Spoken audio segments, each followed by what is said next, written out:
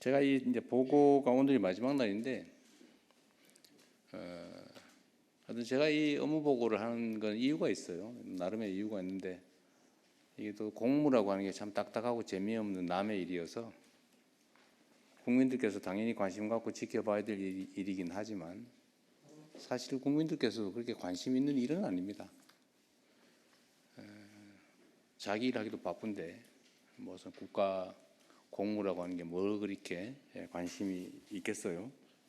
그러나 또 관심 갖지 않으면 또 문제가 생기는 일이기도 한데, 제가 업무 보고라고 하는 형식으로 좀 재미있게 우리 국민들께서 관심 가지시라고 하다 보니까 뭐 대통령이 참 경박하게 저렇게 장난스럽게 하냐, 권위도 없다, 뭐 품격도 없다, 뭐 이런 비난도 있기도 합니다. 세상의 모든 일들은 양면이 있는데, 그게 잃는 점이라면 또 한편으로 재밌다, 이렇게 해서 관심도를 제고한 건 또 성과이기도 해요. 그리고 제가 이 업무 보고를 한 이유는 이제 대외적으로는 국정이라고 하는 게 어떻게 진행이 되는지 우리 국정의 주체인 우리 국민들께 보여드리는 거죠. 우리는 본질적으로 대리인, 과거식으로 표현하면 머슴이죠, 머슴.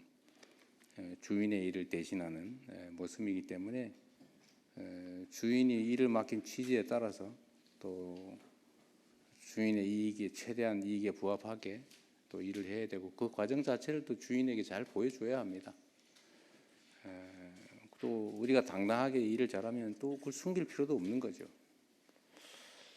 그런 면에서는 우리 국민들께 보고한다는 의미도 있고, 또 한편으로는 우리 이제 내부의 업무 보고라고 하는 게 이제 과거에는 좀 형식적으로 했던 것 같습니다.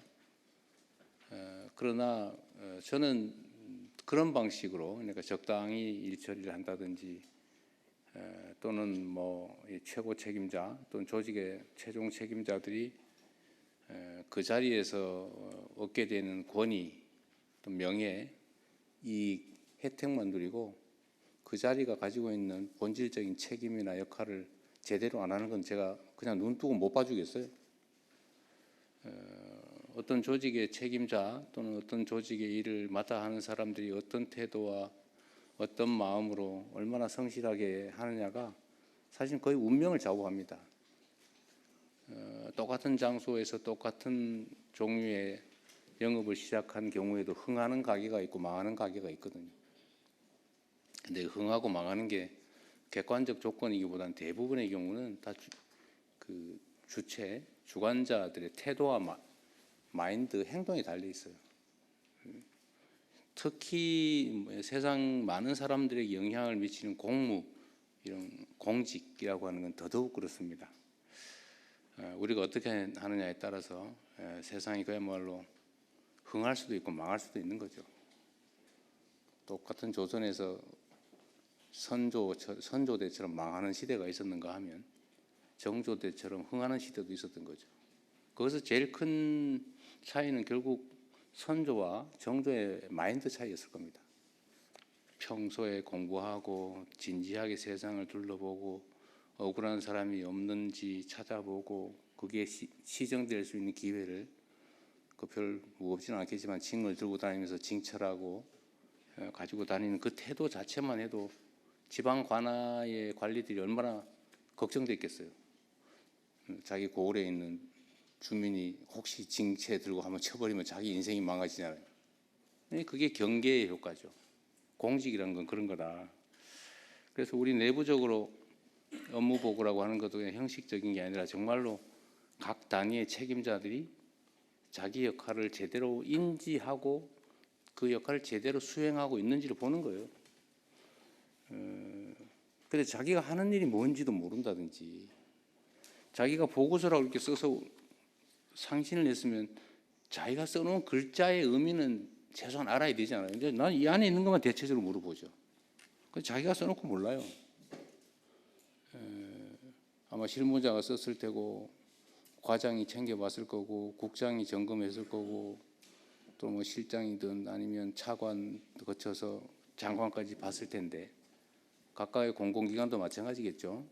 다 거쳤을 텐데 그 과정에서 자기들이 써놓은 책임져야 될 사인한 그 문서의 내용이 뭔지도 모르면 말이 되겠습니까? 그게.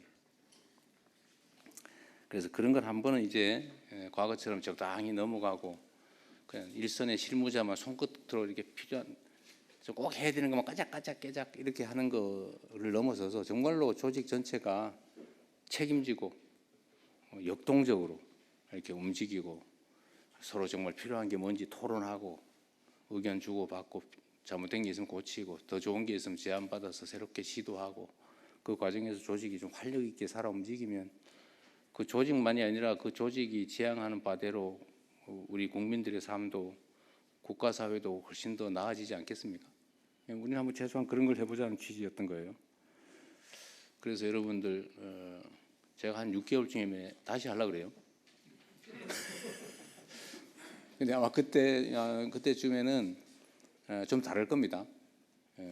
지금은 사실 처음 해보는 거라서 이것도 뭐 어떻게 될지도 잘 모르겠고 그러겠지만 다시 또 한 6개월 이렇게 업무를 해보고 그때는 또 제가 또 다른 방식으로 체킹을 해볼 겁니다. 지금까지 예상된 방향으로 하면 잘 안 되죠. 우리는 예상 문제가 잘 안 통해요. 대신에 아주 상식적이죠. 그냥 자기 하던 일 최소한의 관심을 가지고 최소한 파악하고 자기 책임지면 되는 거죠. 그래서 한 6개월 후에 또 기대를 한번 해보겠습니다. 우리 국민 여러분께서도 한번 기다려 보십시오. 다음에 한 6개월 지난 다음에는 우리 공직사회가 어떻게 변해 있을지. 또 한 가지는 아까 제가 국무회의 때 비공개 회의 때 말씀을 드렸는데 각 기관의 책임자 지금은 이제 장관님들이 아마 자체 업무 보고도 했겠죠. 이제 각 실 단위, 뭐 국 단위, 과 단위도 그 소속 그 직원들하고 토론을 한번 해보세요. 의견을 한번 들어보시는데 중요한 게 하나 있어요. 이게 관료 조직의 특성인데 세상이 변하잖아요. 세상이 변하는데 가장 큰 권한을 가진 사람이 가장 구시대 사람이에요. 이게 관료제의 특성이죠. 가장 젊은, 가장 권한 없는, 가장 신참이 가장 현실적이에요. 근데 이거를 잘 조화를 시켜야 됩니다. 이 꼰대라고 하잖아요, 꼰대. 이 꼰대가 되면 안 되잖아요.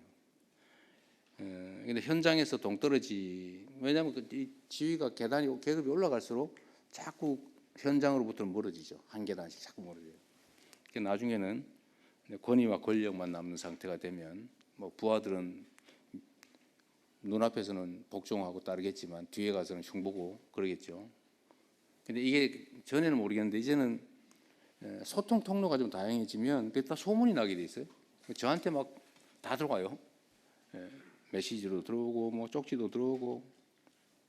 그래서 이 조직이 아래 위가 소통이 잘 되면 그런 그 꼰대 노릇하는 사람들은 좀 견뎌내기가 좀 어려울 수도 있겠다.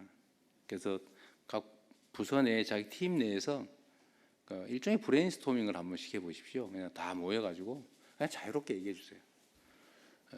그러면 새로운 아이디어도 생기고 특히 이제 계급이 높은 우리 관리자일수록 좀 현장의 얘기를 진지하게 들을 가능성이 좀 더 많아지는 거죠.